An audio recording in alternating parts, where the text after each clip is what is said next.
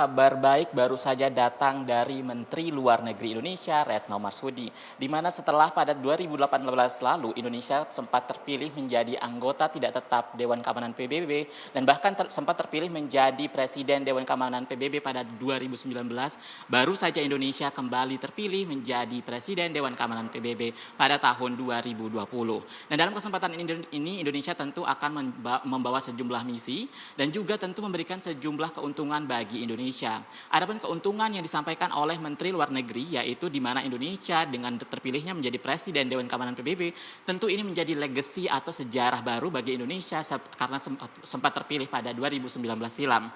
Selain itu dalam kesempatan ini Indonesia tentu akan memiliki kesempatan yang lebih besar untuk mempromosikan nilai-nilai yang akan ada di Undang-Undang Dasar, yaitu di mana salah satunya adalah menjaga perdamaian dunia serta ikut dalam ketertiban dunia dan menjaga perdamaian, di mana Indonesia tentu sebagai Presiden Dewan Keamanan PBB akan memiliki kesempatan untuk mengarahkan setiap kebijakan yang akan dibuat oleh PBB sendiri, karena dengan menjadi Presiden Dewan Keamanan PBB Indonesia akan memiliki kesempatan untuk memimpin rapat secara langsung.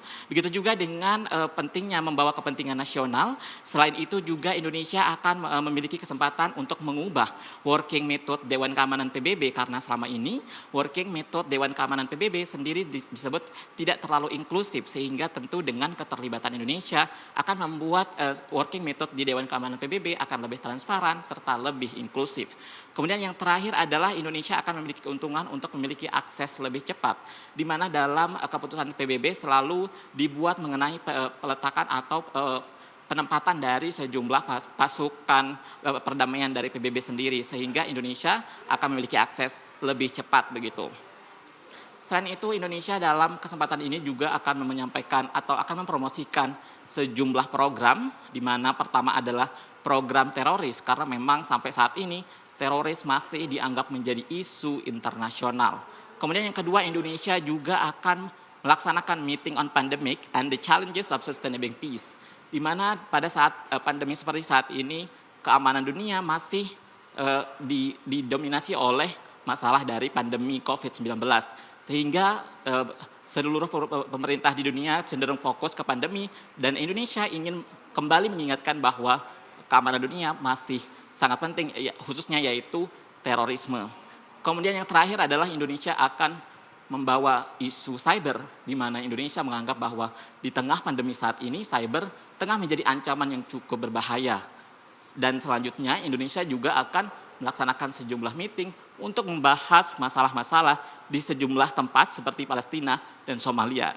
Dan untuk mendengar lebih lanjut, berikut pernyataan resmi dari Menteri Luar Negeri Indonesia, Retno Marsudi. Setidaknya 14 pertemuan yang membahas upaya perdamaian di berbagai belahan dunia seperti Palestina, Suriah, Yaman, Lebanon, Somalia, Korea Utara, Guinea-Bissau, dan laporan strategis mengenai ISIL.